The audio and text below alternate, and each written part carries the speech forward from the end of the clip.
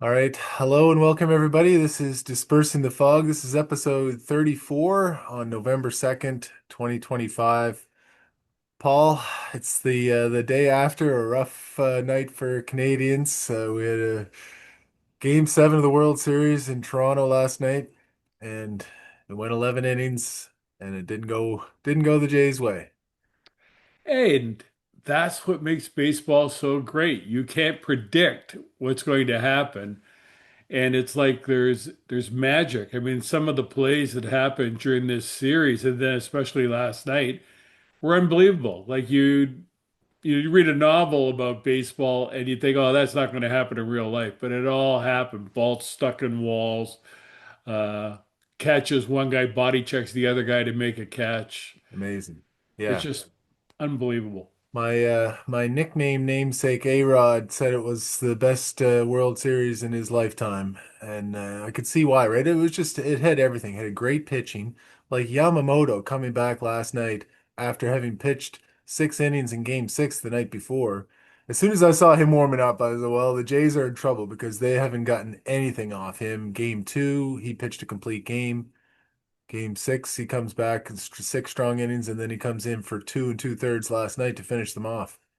I mean, that was And during something. the season, he was 12-8. Somebody was Yeah. hitting him during the season. Yeah, I know. You kept waiting. I was like, well, maybe they'll get to him. Like they seemed like they were getting early to Otani. They were getting on his some of his pitches. And, big home run from Bichette. Everything was going well. It looked great, making some plays. But then, the Dodgers just chipped away at it. The other thing about the series, I had these connections. I thought that especially early on, the Jays looked like a Canadian team.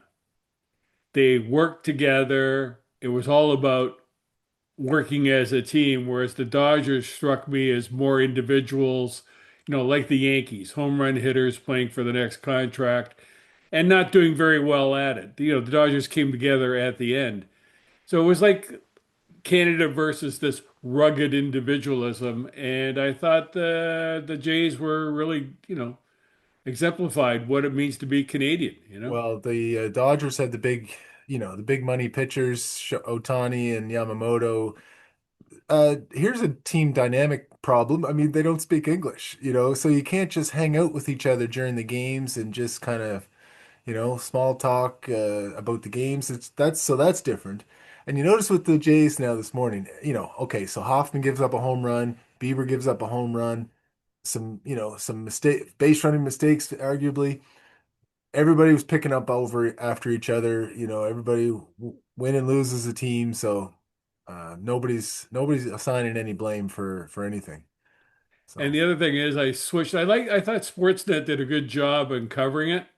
I watched Sportsnet, occasionally flicking over to Fox to watch the U.S. version of the story, oh yeah, and it always amazed me. When I was a sports editor back, in the mid '80s, I went to a conference in Washington of sports editors at the Poynter Institute, and like all the big sports editors from the states were there, and they brought in like the head of the NFL and the NBA and everything. We had chats with everyone, and one of the points I made at that time was the World Series is not the World Championship. And they go, well, and the American sports editors were going, what do you mean? I said, well, the World Series is named after what? what the World Series? The world? No, it's named after the New York World newspaper put up a trophy for the champions of baseball in the United States. So the World Series involves a newspaper, the New York World, putting up a trophy. And like I said to the American sports editors at the time, the champion of the NBA is not the world champion. They're the champion of the United States. The champions of the NFL are not the world championships, even though that football is only played in the United States. It's only the champions of the United States. No, it's true. I mean, you really can't, unless the sport is played, track and field, swimming, these kind of things that are played everywhere. Then you can really claim to be world champion. And I like to see the American teams play the leading teams in Japan. I'm sort of intrigued about how good they are. You know, Shohei Yeah. Ohtani can hit a ball out of Dodger Stadium, and Yamamoto can pitch lights out baseball. How many more players are there? How what are the teams like there? Why don't we have a real World Series and play them as a team, not as a country? Play one of their teams like they do in soccer, you know? Well, Japan won the World Baseball Classic last time around and might be the favorites this time too. So it's it's a pretty good point.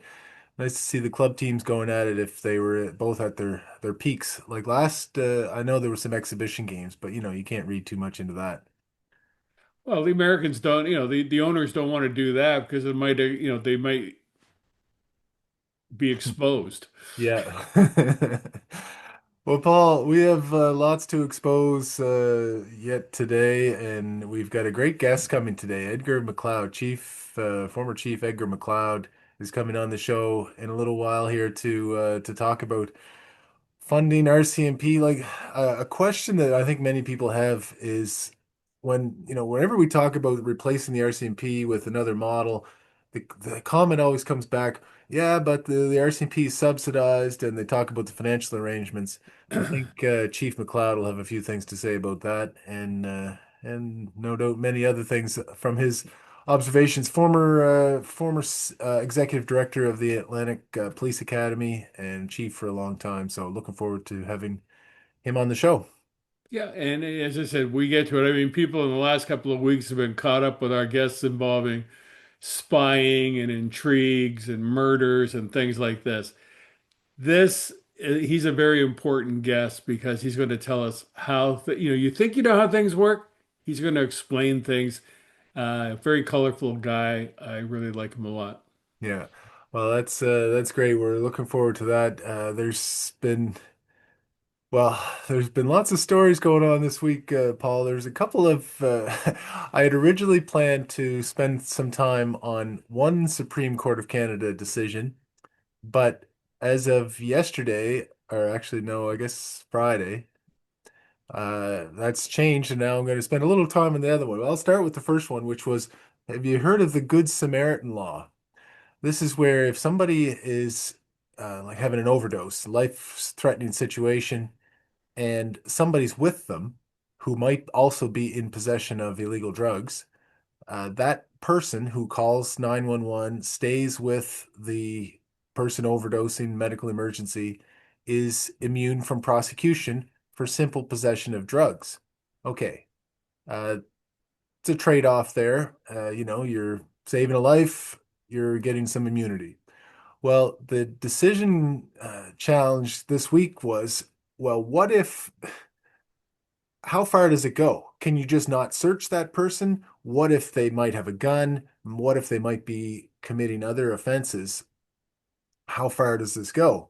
Well, the Supreme Court came down really on the side of public safety and simplicity and said, well, if you're helping somebody and they're in a medical emergency, we don't want people thinking, well, you might be arrested for this purpose and not that purpose and searched and all these other things. We want them just knowing, oh, wait, it's a simple situation, medical emergency, call 911, you'll be fine. So the Supreme Court came out with that decision early in the week. Not sure if you have thoughts on that one, Paul, or if it's something you.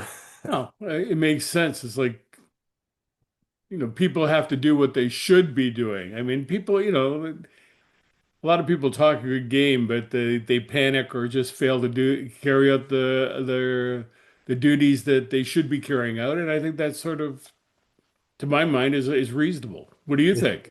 the the controversy was in the framing of it, right? So Parliament doesn't always, word things exactly right. So the wording in the legislation says you cannot be charged or prosecuted. So, well, does that mean you can be arrested? You can be arrested and not charged or prosecuted. But what the court says is, well, how can you be arrested for something where there's an immunity from prosecution? It just doesn't make sense. The Crown had tried to argue, well, you can be arrested and then searched for other reasons or whatever. Anyway, it didn't come through. So People, if there's a medical emergency, you can call 911 and you'll be protected. Uh, Although not if you have guns or other things in plain view. But the main, the more controversial decision came Friday when the court struck down the mandatory minimum sentences for child pornography offenses. Was a mandatory minimum of 1 year in jail for possession or production or sharing of child pornography.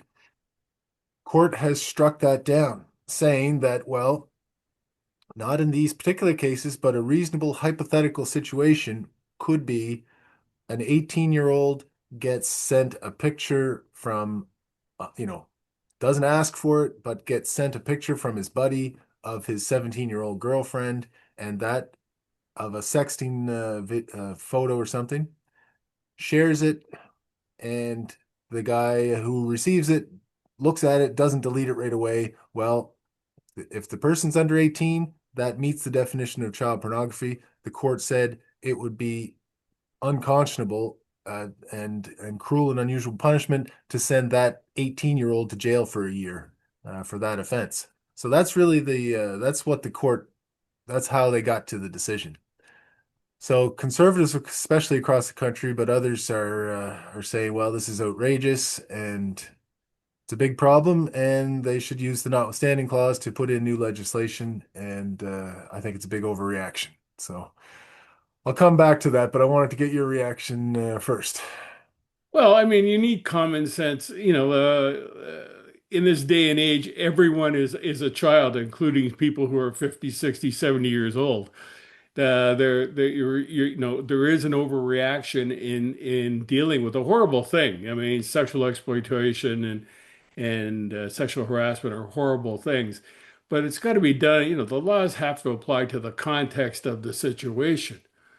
When you're dealing with 16, 17-year olds, geez, back when I was growing up, they used to sing songs about sexy 16-year olds and 17-year-olds. She was just 17, Yeah, only 16. Those are songs that aren't done anymore, but they sort of reflected the acknowledgement that there was a lot going on with teenagers that seemed to be very adult. yeah. That kids are making their own, teenagers are making their own decisions. And the law has to reflect that not all 16, 17-year-olds are 100% victims of whatever happens to them. Yeah. They've contributed to it one way or the other, whether their mental faculties are at their fullest or not. There has to be some acknowledgement of their own independence and how they got into, how the situation was created. The regular, people, part of the problem is the definition of child pornography. I don't even like saying the words. Usually when we're talking about this in work, whatever, you just say CP, right?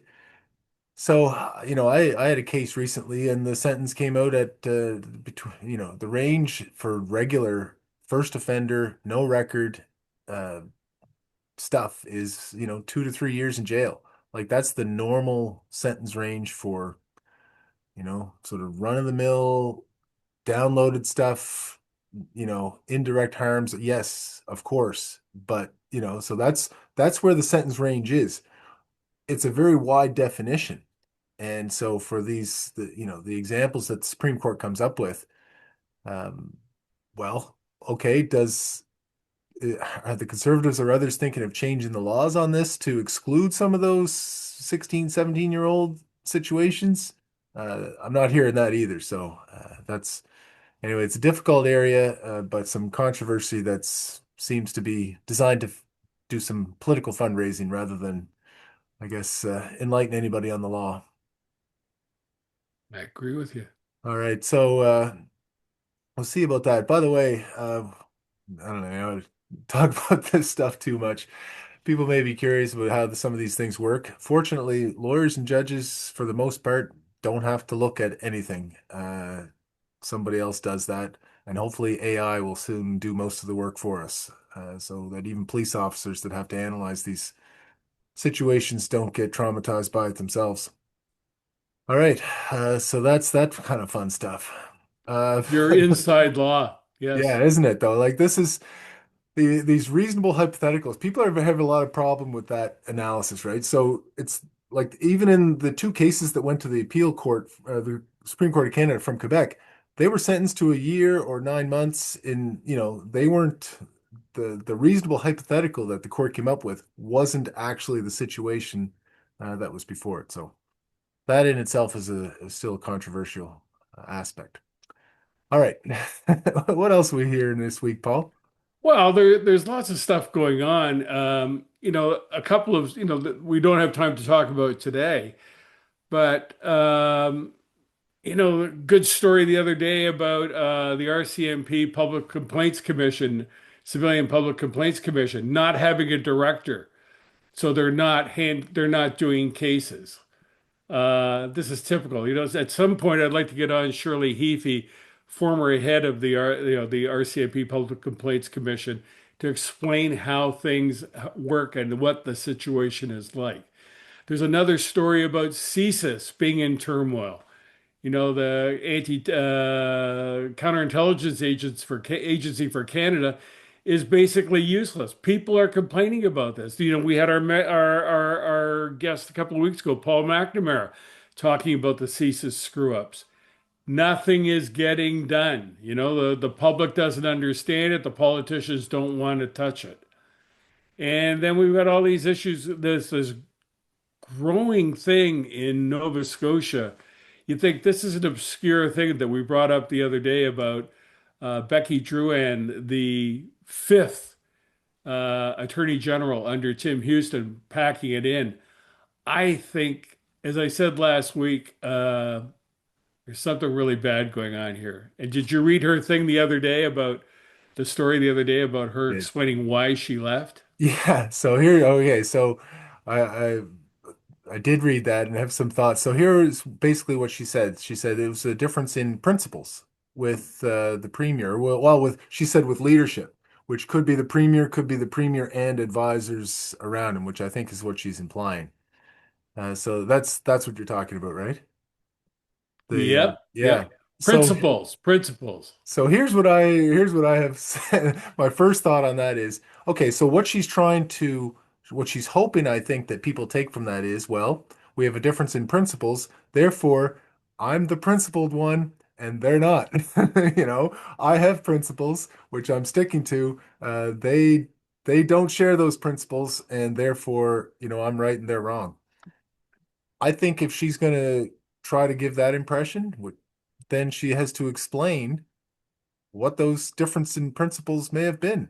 Like, I'd like to hear more about what she thinks the leadership is unprincipled about. What do you think's going on there? Well, let me turn to the magic pumpkin. We're bringing it out, the magic pumpkin, our crystal ball. Hasn't been used for a while. Well, this is important. I am looking into the magic pumpkin now, and what do I see? I see a windswept golf course, golf balls, and envelopes. Big, fat envelopes filled with something. It's sort of fading, but golf envelopes. That's what I see. Well, what could ever be stuffed in envelopes? Hmm? What could ever be stuffed in envelopes I have no that idea. might The show magic display a lack pumpkin of sees principles? envelopes. What can I say? Yeah, what could be stuffed in envelopes that would display a lack of principles? I'm not sure. I don't know. Get well cards. I guess so. Uh, Yeah. that was interesting. So Andrew McDonald's weekend report talked about the Mabu golf course and suggested that There's a Mabu golf course. There's something. Yeah. that that former Minister Druin thought there should be Indigenous consultation, and the implication is that others didn't think so. That doesn't sound like what the Crystal Pumpkin's talking about.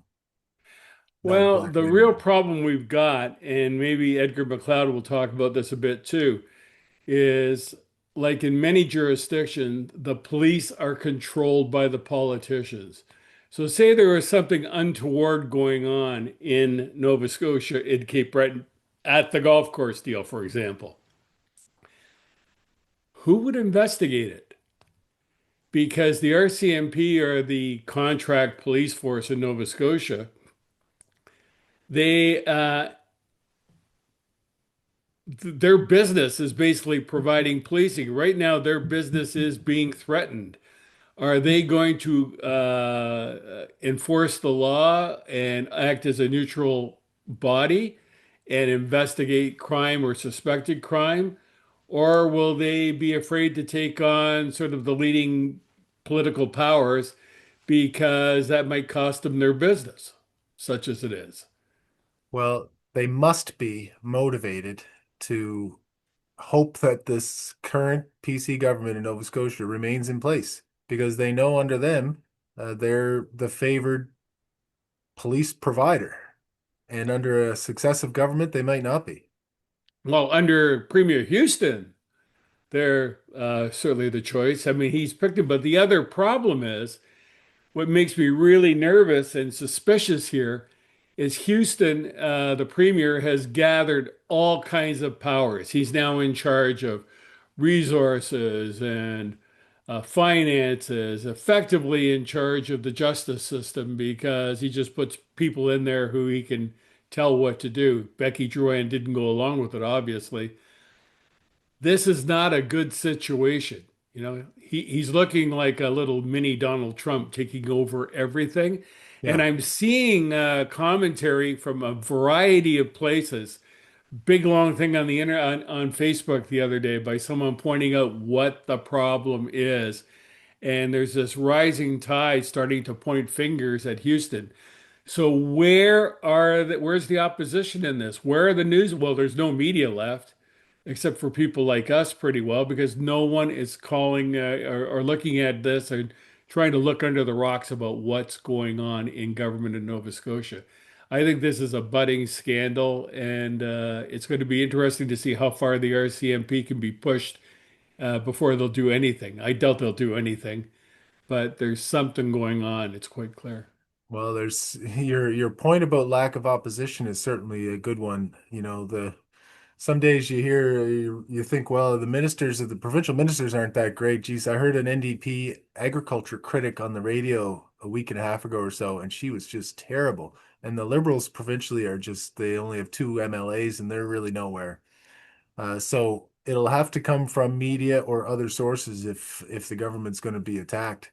Uh, there was another piece from Paul Bennett, who's an education thought leader, I guess, in Nova Scotia, writer, presenter, about Becky Drouin as education minister. Really criticized her as being just a talking points minister and somebody that, despite her, 9 years at Stewart McKelvey, one of the top corporate law firms, couldn't seem to or wasn't seemingly able to speak off the cuff or answer questions in an unscripted situation. So he was critical of her in that as education minister.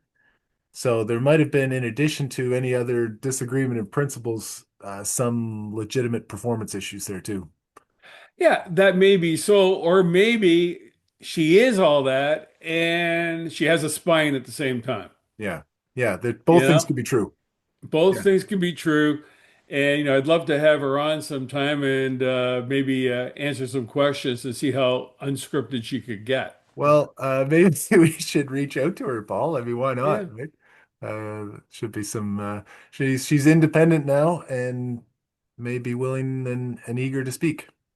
So Okay. that's something we can think about too. But Paul, as we're talking about this, and we mentioned our guest, this might be a good spot to bring in Edgar MacLeod. What do you think? Yep. Let's do it. All right, I'll go to the old waiting room and see which one. There's two of them, so we'll see if I get the right one in.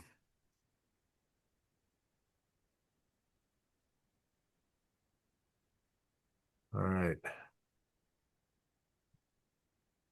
should let them. Should let them both in and see who see who comes on first. That's what I'll do.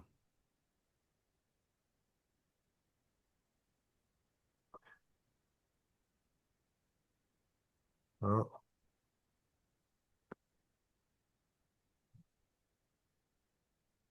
it's great Here television. we are waiting with bated breath. Yeah.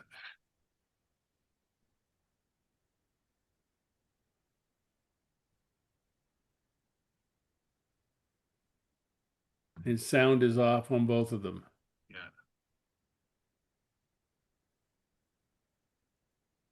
Paul, as we're waiting for Edgar to join there, I noticed I was doing a little research on him there. Of course, former executive director of the Atlantic Police Academy.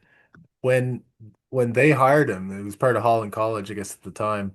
They noted that he had been police chief in CBRM for 12 years, but that he also went to UCCB, as it used to be, Cape Breton University, and was on the dean's list for 3 years. So, uh, and not there he is. All right.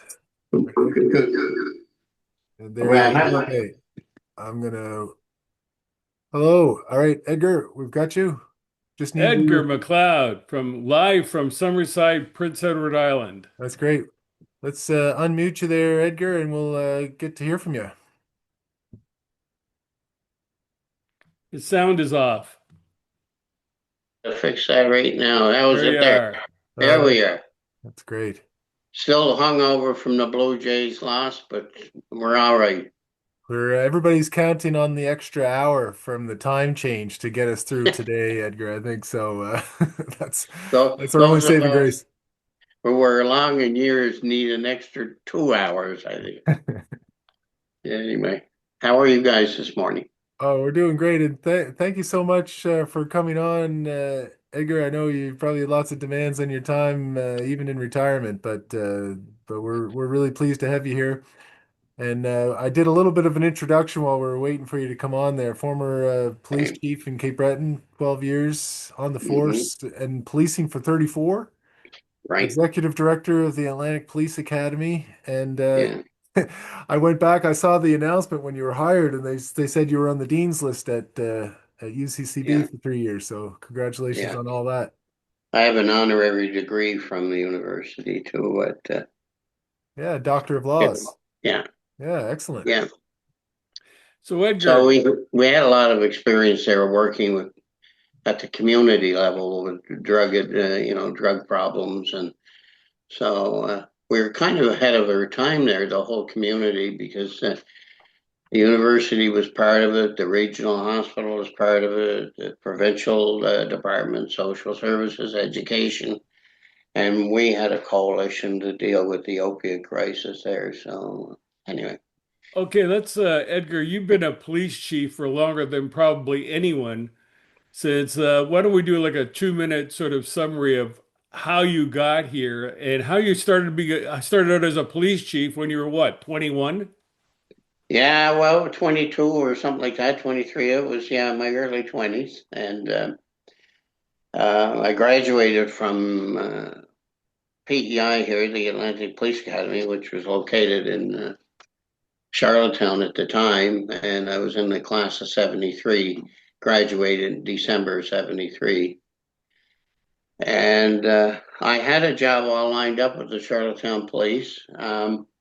But the chief said that he couldn't hire me until he got budget approval in April or May when the new budget came out. So I went home, figuring, well, that's great. I'll just take 4 months and kick off my shoes. And I was the last in an empty nest, so my father wasn't impressed with that. So next thing you know, I got a phone call from somebody in Shelburne and offered me a job as a policeman in Shelburne in January of 74.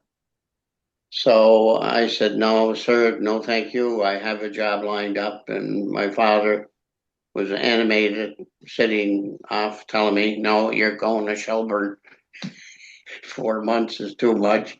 So they bought me a bus ticket and got on the bus and ended up from taking a bus ride from Glace Bay, Nova Scotia to Shelburne. And that's how I started my career.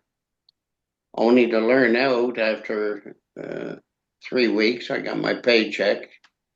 And I told Paul the story many times. I looked at the paycheck, and the chief had said, "Is there something wrong? You're staring at your paycheck. Is it the right amount of money?" I said, "Yes, sir. It's the correct amount of money, what we agreed upon." But it says Bob Douglas Security Agency at the top of the check. And I said, "Who is Bob Douglas and why is he sending me a check?" And the chief said, "Well, I just forgot to mention that Bob Douglas has a private security contract to do public policing in the town of Shelburne. There was no Nova Scotia Police Act at the time and no rules that prevent that. So come to find out, Hansport, I think Stewiacke and Oxford, Nova Scotia, there's several communities. I think even Annapolis Royal for a short period of time. Bob Douglas had those contracts. That's And unbelievable. yeah, and they were allowed to do that, but it only lasted.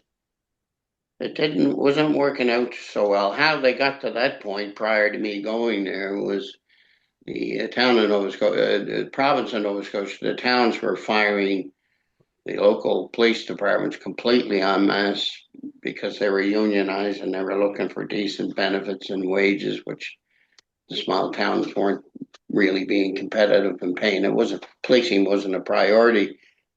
Actually, or the more priority on concrete and asphalt and things that get people out to vote. And so that's what's happened. And Bob Douglas was retired from the RCMP, I believe. I didn't never got to meet the man, but he got these contracts and it was pretty lucrative for him. But the So salary, you just to move along here, so you ended up not becoming the police chief of well, I was a Shelburne. constable at the time, and the chief, and then the chief moved up to the manager of the liquor store in Shelburne. It seemed to be the career trajectory. It was a much better paying job.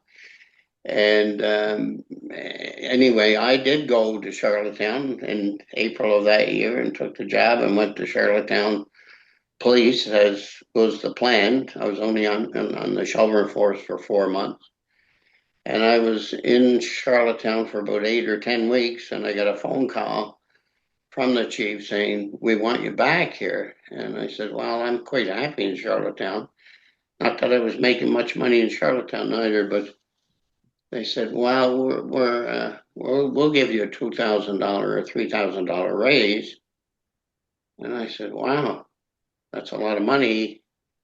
I was accumulating a lot of bills as a young single guy. I had a new car and all this stuff. So I said, "How are you going to do that?" He said, "We're going to make you deputy chief of police in Shelburne." Well, I'll tell that to a young guy coming to the academy. My head got a little bit swollen, thinking, "Wow, deputy chief." Now, there's only 5 policemen. I didn't know the details that came with that. It was permanent night shift sort of thing and all long hours. But anyway, I did go back to Shelburne. And eventually the chief left, as I had alluded to. And I had to apply for the job as chief, and I got the job. So I'm only 24, 23, 24, and the deputy chief, and then became the chief. And that's how my career got started. And I ran up against the mayor in particular, and one or two of the councillors. And so they were very controlling. There was no police act or official police board or any governance that looked at that oversight. So anyway, the rest did the wrong people or my officers did, and I didn't back down. I was pretty naive young fellow. I wasn't arguably couldn't say I wasn't ready, but I had the townspeople, local people were very much supportive of me because I put a lot of effort into building the trust and the relationships with the citizens. Anyway, to make a long story short, that mattered nothing. They mustered enough votes. It took them about 3 months, and eventually they got a resolution by council to fire me. Basically, it was if you leave now, you'll get a good job and you'll protect your reputation and you'll just move on. And I refused to accept that. So we took the And the reason they fired you because you wanted to lay charges against a prominent citizen. well, charges were laid by the officers, and I stood behind the officers and would not withdraw the charges. Okay, and anyway, the long and upshot of the whole thing was at that point, the Police Act was passed through legislation, Nova Scotia Police Act, but it hadn't been proclaimed into law by the signature of the Lieutenant Governor. So we went by the Towns Act of 1947 or 1952, which basically said that the police chief and the town clerk serve at the pleasure of council and can be dismissed without showing any just cause. So we went to court, and the town refused to get into a discussion as to why I was being dismissed. So there was absolutely no discussion before the courts on that, and I was fired, and that was it. The province upheld the decision, and the irony of it, they didn't want the Mounties at the time to take over the town, but if they couldn't get policemen, then people weren't coming to work in the town under those circumstances. So the RCMP did end up coming in and taking over the town, and the other policemen all left and went to other jurisdictions. One joined the RCMP and went to New Brunswick. He's since retired. So it was a lesson for me. I mean, 4 or 5 years I was learning about the politics in Nova Scotia, the politics, the small town policing, and so on and so forth. So that was a starting point, and there's been shades of that's marked through my whole entire career. I was made my mind up. Things have to change structurally, and I worked very hard at the Nova Scotia Chiefs Association. I was president.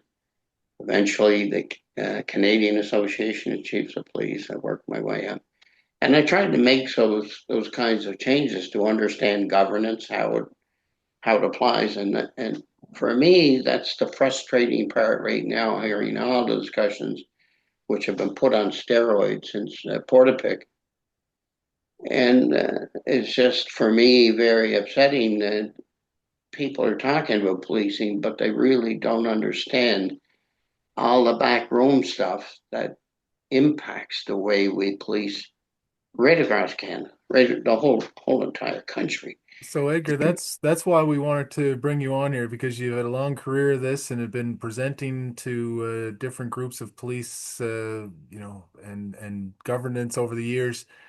Like, what are you seeing now? I mean, Nova Scotia is looking at a potential model that would have the RCMP take over entirely.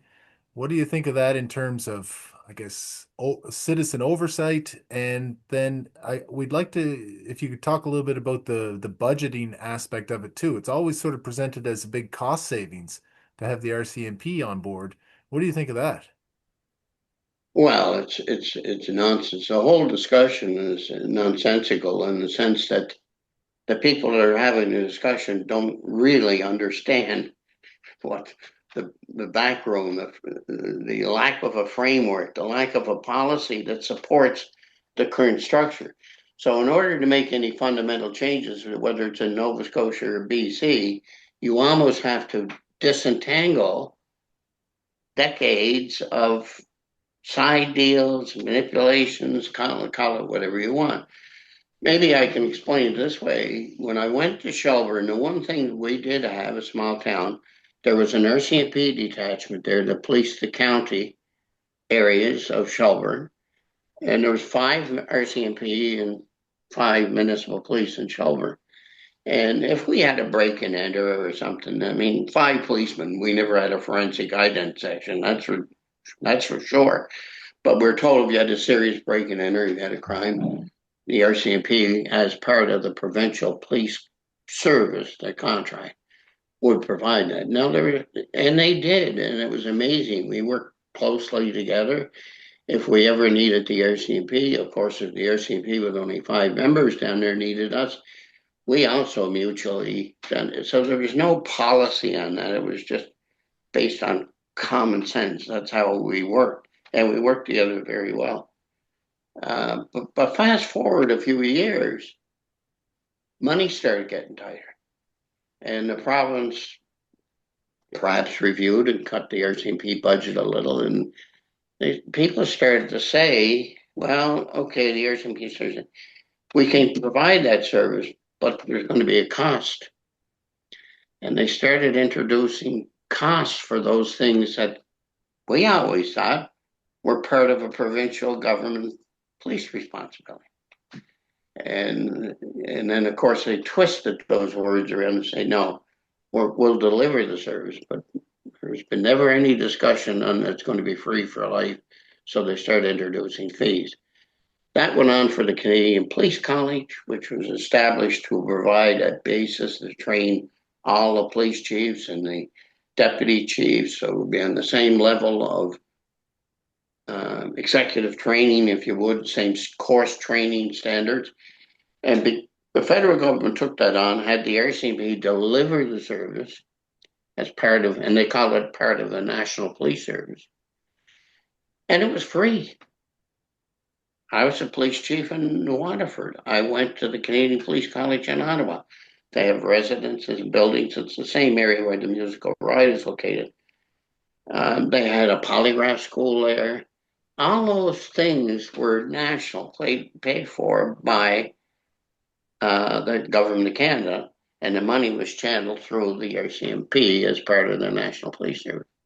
That's how this appeared to a large extent, because when I was in the auditors, they started to say, well, it's only going to cost you a course fee of $500. Now, it cost us thousands to put this course on, just $500.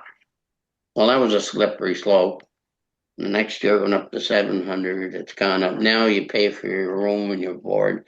I don't even know if the travel to Ottawa is covered anymore. So those things have disappeared without really having any major discussion. That's all changed. CPIC used to be completely free and paid for because it was considered to be part of the national framework of policing and paid for by the federal government. That's all changed. So then you look at the times we went through, gentlemen. We look at terrorism, counterterrorism, and all of that. Well, that's all more demands on policing. And the RCMP, as a national police force, always took the lead on that. But more and more demands. Every time you had a VIP or prime minister or somebody come to town, whether it was in Halifax or Victoria, BC or somewhere, they always said, well, we can't do all that security ourselves. We need the local police. And the local police were expected to put in dozens of officers to support the RCMP to carry out those duties. I want and on about that, the DNA testing, the lab testing, all of that. One time the RCMP did all the lab testing and they paid for everything. There was labs set up in the Atlantic region, out west, BC. They couldn't keep up with it, so now we went to private labs. And it's a combination of private labs and RCMP labs. And the cost to do that DNA testing all got pushed down to little towns like Shelburne or Amherst, Nova Scotia, or New Glasgow, Nova Scotia.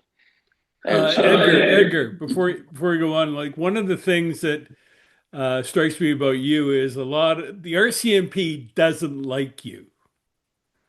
That'd be fair to say? And why is yeah. that? Well, because I was an advocate for fundamental change in how we do business. I mean, it's just crazy to think that the municipalities and towns, and I'll talk about municipalities' roles and all that, just can't afford it. So, in order to fundamentally change, I mean, look at Pictou County, for example. That's absolutely asinine. They get Stellar and Westville, Trenton. You look back over the years, all clustered together. Well, really, if there were financial hard times, and there were over the last 20 or 30 years, and they're not getting better, they're getting worse. Why do you need 5 police chiefs? Why do you need 4 deputies? Why do you need the RCMP and the local police there? It's a very good question. And when you start talking about that kind of change, then the RCMP naturally, like the local police, would feel threatened. Well, we don't want to change that because we've been here for 40 years or 50 years. But police chiefs and politicians and others have forgotten this is not about the police. Policing is about our communities. It's about the people who want to feel safe and comfortable in their own community. It's about their participation in policing. So that's why people start getting antsy. And now all the backroom discussions are occurring. Well, we should have maybe an RCMP standards for Nova Scotia and all. It's all based on protecting whatever the police force may be. In that case, it's the RCMP. In other cases, it might be small police departments. And one might think, well, you're a small police department. You're not as good as the bigger departments. That's not true. They're better at certain parts and parts of building those community relationships, getting to know the policeman on the beat, getting information that can help solve crimes. So it's not just about bringing somebody in and transferring 5 well-trained, highly educated people. It's not as effective as people who live in that community, have roots in that community, have parents and children. So we have to figure that out, gentlemen. But before we even get to that, we should have a basic conversation about which level of government is responsible for which basket of services. Because once you get that figured out first, I always believe that right now we may have enough money in policing right now without raising taxes 5 cents. So do you think it's weighted improperly then, Edgar? Because I mean, there's different roles. The provincial government is officially responsible for policing. Much of it is provided by the RCMP, which is federally funded, and many on the other side of it, you have municipal forces. So, and that's not every municipality, but it's many. So within Nova Scotia in particular, that's the example we're most almost familiar with. Like, where would you say the adjustments need to be made? Well, the adjustments need to be made. Don't forget, the RCMP are doing, in many respects, some of the exact same work as the municipal police are doing. But on top of that, they have pools of money from the federal government to do what is federal or national policing. But we don't know exactly what that is. And does that include everything? It's all looked after. When we went through the changes in Cape Breton, we went from 7 or 8 police departments into one. The RCMP had said, well, once that happens, we're not providing you with all these extras. And so then the argument says, well, what do you mean? Who made that decision? The government made a decision to regionalize the communities and the patrol function, the basic policing. Yes, I get that. It's our responsibility. But if we had a major disaster in Cape Breton, a plane crash or something in the middle of Sydney, you mean you can't? Oh, we're not saying we won't come in, but if we do come in, it's going to cost you a lot of money. And of course, I challenge that. I challenge that right across the country because that would be unheard of. If a plane or a national disaster and you called, I don't care if it's the RCMP or the Coast Guard or whoever it is, you're going to get all hands on deck response to assist that community. If the chief, Edgar, you yeah, hit on an interesting point earlier. You said there's already enough money in the system for policing, but the RCMP is asking for another 100 million here, 200 million here, a billion. Everyone's asking for more money to hire more officers, to put 1,000 officers into federal crazy. policing. How is there enough money? How are you making this argument? Like Well, what and it's not, in fairness to the RCMP, it's not just the RCMP. They're all looking for more money because they're getting more and more responsibilities heaped upon. It's getting harder to keep up with all the demands on policing, the justice issues, the court issues, the disclosure issues. It's all money, more money, more money. And municipalities are cash strapped right now. They don't have the money. So it's leading us to believe since Porta Peak, you look at it, my heavens, we don't want that to happen again. And we need to change. But there is a limit. Taxpayer fatigue has taken over now. And when you look at the world economy and the uncertainty, governments would be very unwise just to keep going back to the taxpayer and draining. That doesn't work. So it comes back to this. Well, can we police better if we collectively put those three pots of money into one and say, how can we do a better job? And by consolidating and getting a firm understanding on those kinds of roles and responsibilities, we can save millions of dollars. We proved in Cape Breton that we can save money on the basic patrol function and actually improve policing.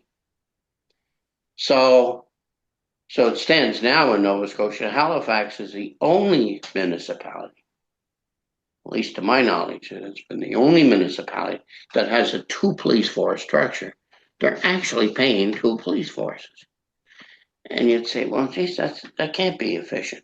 Because in Ontario, when they built all those, a lot of small departments in Ontario, the other ones, the Hamiltons and the Ottawas, all pushed out and become really massively big police departments. And they've improved policing. So they never left it so that, okay, well, they pushed them all together. And the OPP have picked up some areas and all that. And that's what's going on in Nova Scotia and New Brunswick right now. But the policing level, and I'll go back to the biggest single driver right now why we need to change is the opiate drug crisis, and a crisis that is affecting every single community from coast to coast to coast. And the local police can't cope with the trafficking and the international component and the drug cartels. That's supposedly the RCMP at the federal level. And they're short 1,000 officers. From what I'm reading in articles in the Globe and Mail, they're in a crisis. They're that short-handed.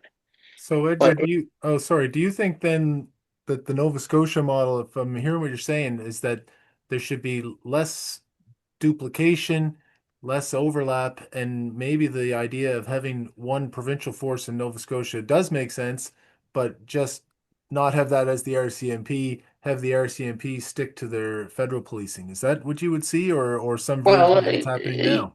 yes, but I don't want to lose any credibility by jumping to saying here's the answer. There's got to be a process to get to the answer. So while I might say that, I mean, you have to be willing to have an open mind and discuss other possible structures. But I would think yes, if they had a provincial, providing it was clearly laid out what the province was going to pay for and what services the federal government. Then you could integrate the RCMP and a provincial police, two separate forces, but you'd have a clear understanding of who's paying the bills for this and that. And then you can integrate and put all the players together. But when that doesn't exist, right now, like I say, the money comes in. If the federal announced money, they give the money to the RCMP. We might be making assumptions. Oh, that's going to be good for all of us. The RCMP will share that, but they're saying no, no. That money from federal treasury is for us, and that puts them in charge of where that money goes or how those programs get rolled out. And so that's where it's at. But I go back to Cape Breton. The same issues exist in Cape Breton than when they created regional government there. Is that they're running out of money. We have less employment. We don't have the big industrial tax base that they used to have. And that only translates into one thing, cuts in services. And right now, healthcare is in a mess across the country. Different provinces need this more money to run this. And the province is saying, we're getting overwhelmed here. And it's starting to show in policing. Uh, it's just crazy. And it's no different in PEI. we're the same. PEI has the RCMP as the provincial police force, and they're all doing a good job. I mean, we all work together. I mean, they're all exceptionally good police officers, but we're in a fundamentally flawed structure of policing. If you're looking at One of the flaws, Edgar, one of the big flaws then, and getting back to what you said, explain the problem that faces Canada because of the lack of federal policing by the RCMP over the last 30, 40 okay, years. it comes down to the opiate. We're catching drug dealers and and the local police, Halifax police, Charlottetown for a small force have got an excellent track record, and the RCMP are doing their work on that side too. Here's the issue: the local police can get the local traffickers and all of that, and the courts and that's another because it's looked upon as a non-violent crime. No, nobody got hurt. So they traffic a few drugs and all that. Well, they don't understand the implications that underneath all those armed robberies, underneath all those break-in enters, all the property damage and all that is all built on the platform or foundation of opiate drugs. It's just a curse in their society. And how does the local police get to the big guys in the regional Atlantic region, to the national, to now the international? It is so involved internationally between the Chinese and Mexicans and all of that. It's out of control of local police, but the impact is down at rural communities, local towns and cities. They can't keep up with the crime, and it's all driven by a drug problem, a serious drug problem, and it's worse here in the U.S. It's worse in Canada, and it's happening all over. And I think that the federal government has to zero in on that and have the RCMP put the resources that they need to do that job and put the policing issues back to the province where constitutionally that's where it was meant to be, a provincial responsibility. The last complicated leg in this is municipality. If we're roll the clock back 150 years, we're pretty rudimentary municipal government. Local George got on the town council, maybe got $50 off his taxes to be a council. Now these are major corporations in town. Like Toronto is bigger than any of the provinces, the provincial governments in Nova Scotia, just the city of Toronto, Hamilton, Ottawa, even the Cape Breton Regional Municipality in Halifax. They're starting, if there's growth and revenue coming in, they're getting to be big governments right now. And in many cases, the tail begins to wag the dog. They get most of the revenue from property growth and assessment and so on and so forth. So that's another kind of chunk in this. But I think to start with, we have some excellent police forces in Nova Scotia, Bridgewater. New Glasgow police were at the top of the game, but they can't sustain it unless somebody steps in and regionalizes those areas. And if once you do that, there's another thing that I'm going to want to mention. It's called the magic of clustering. If you have a cluster of officers under one command, you can schedule 24 hours a day, 7 days a week. So if you're living on the outskirts in Pictou County, you can rest assured you're going to get a lot more policing once that cluster is in place because it's no big deal to expand the area coverage by that cluster 24 hours a day, 7 days a week. So what you say is large regional forces. Larger regional forces would definitely make a difference, along with the clarity between the specialized services, the roles and responsibility, who's paying for what. Yeah, it would make a big difference. Those the cluster idea, I think, is a good one, Edgar. We've been seeing now a different kind of cluster with the policing recently in recent years in Nova Scotia. So it's that kind of cluster would be welcome. We only have a few minutes left, and we've been talking a little bit earlier about the cabinet shuffle in Nova Scotia and lost another justice minister Right. recently. And I understand you may have some information or some thoughts on that scenario. Before Edgar goes on, I Okay. mean, he called me the other day and said, "Do you notice what's going on in Nova Scotia with this cabinet shuffle?" I said, "Did you see the podcast the other night?" He goes, "No." I said, "We talked about it." But go on. You were on this at the same time we were raising the issue.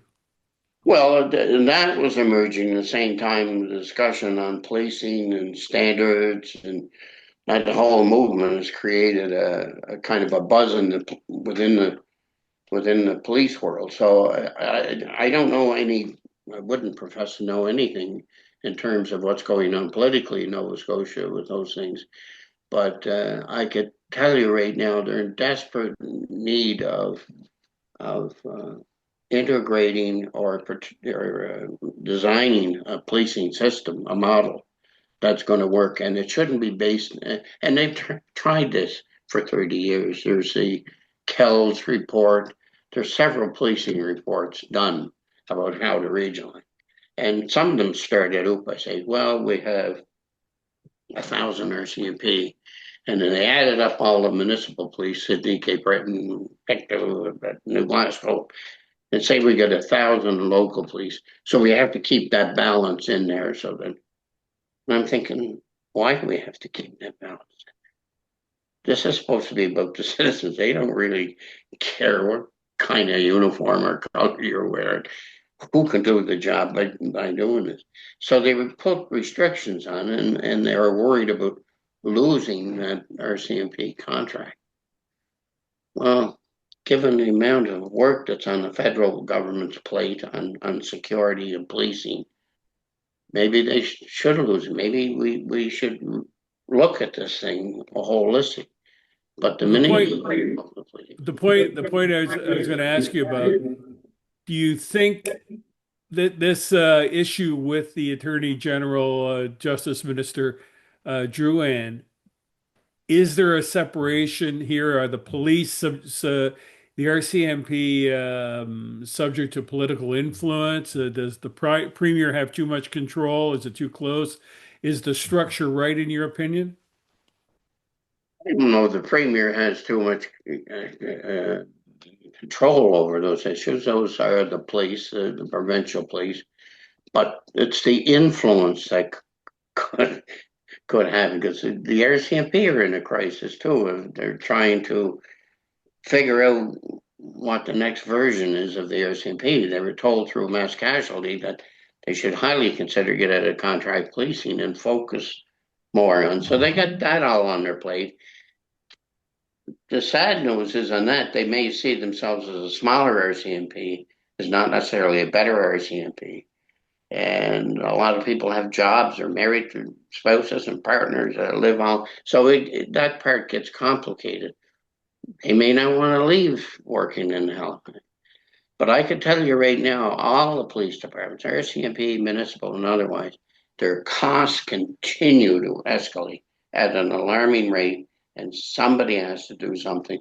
And that's up to the premier, it's up to the prime minister, the justice ministers, provincially and federally, to start getting together and talking about this now. How can we create a better structure, a fiscal structure, and a whole structure? Then we can integrate. We can talk about all of that, which I think is a wonderful thing. The police forces should be working together, but you can't just throw a bunch of people and say, "Okay, just go work together." You have to understand back to, and it's all there. The federal government has had, going back to the days of Sheila Fraser, the Auditor General at the time, who had the courage to say, we don't know who's who in the zoo in terms of policing. What is the federal government actually responsible for? What are the provinces? And sometimes politically, it serves the politicians better that way, because when everybody is responsible, the question comes, who's accountable? It's hard to fix accountability when everybody has their hands in there.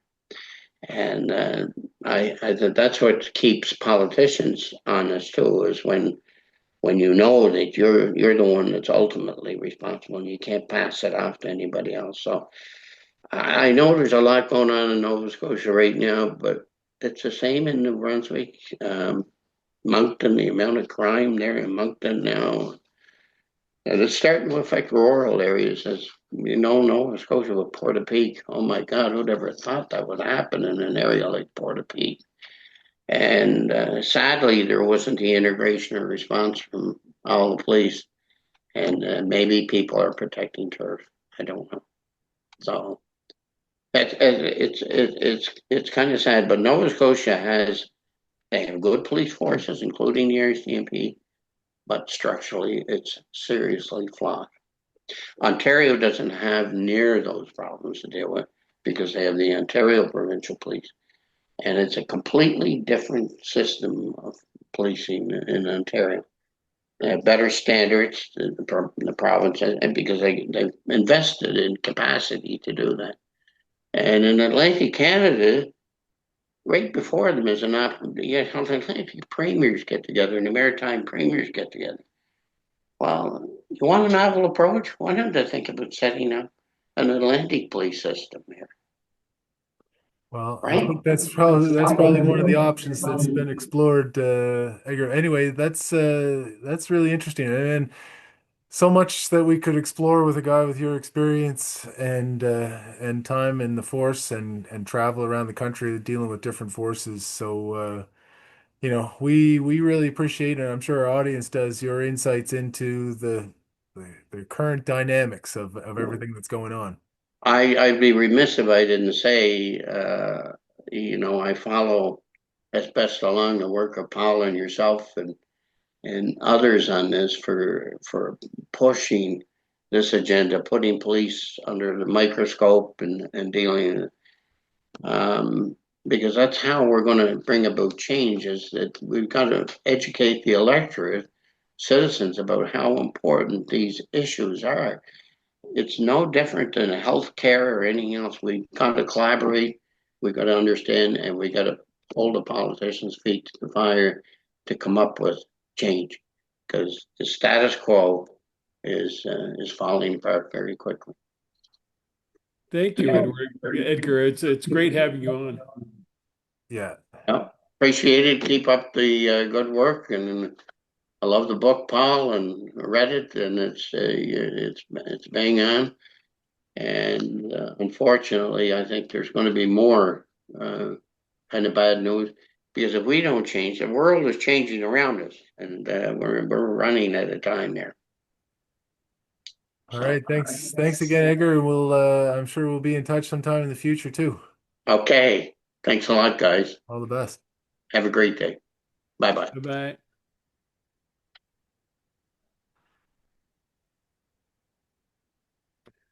Well, there's a guy, Paul, that's been right from the beginning of his career in Shelburne, where he stood up to some politicians that wanted him to do something he wasn't supposed to do, to into retirement. He's still pushing back. Well, So what we good on left him. out was when he was part of the process of getting the RCMP out of the greater Sydney area and setting up the Cape Breton Regional Police, he was charged. But phony charges were laid against him to screw him up, much like happened, as I said in the past, to the former premier of BC when he tried to move the Mounties out, Yeah. Glenn Clark, Cash Heed, Doug McCallum in Surrey. Taking on the RCMP is very difficult. Edgar took them on, stood up to them, and proved them wrong. And, I really love the fact that this guy is just, he sounds folksy and whatever, but he's very, very bright. And I think that comes across. I wanted to set that up because I, with the Dean's List comments for that reason, right? And I read about that story of him being charged and he went through some long hearings there and was exonerated and, you know, found to be found to be on the right side of that one too. So, good on him. Maybe we can get into that if we get him back again. Yeah, well, for sure. Yeah. So, all right. Well, it's a sad time of year, Paul, because there's no more baseball for months, but lots of stories to cover. Allow us to focus more on get back to work here and focus on the stuff we cover every week. But yes, so this was a great show. And anything in the week ahead you're looking forward to? The hunt for who killed Corey Ellison The continues. the hunt for the federal budget is on. Federal budget's coming in Tuesday, I think, and yes, and that'll be interesting to see what happens with public safety and the RCMP and all those things too. So we'll read through all that, folks, so you don't have to, and we'll be back next week to talk about it. And last point, I loved Edgar's comment. When everyone's responsible, no one's I accountable. know that was a great one. Yeah. Yeah, And that's so true. The politicians have managed to hide behind everything. As I said, Portapic happened like 5.5 years ago, and not one politician has asked a question about it, a serious question about it, or raised any criticism of the RCMP. That alone tells you the story. it sure does. All right, thanks again, everyone, and we'll see you next time. See you later.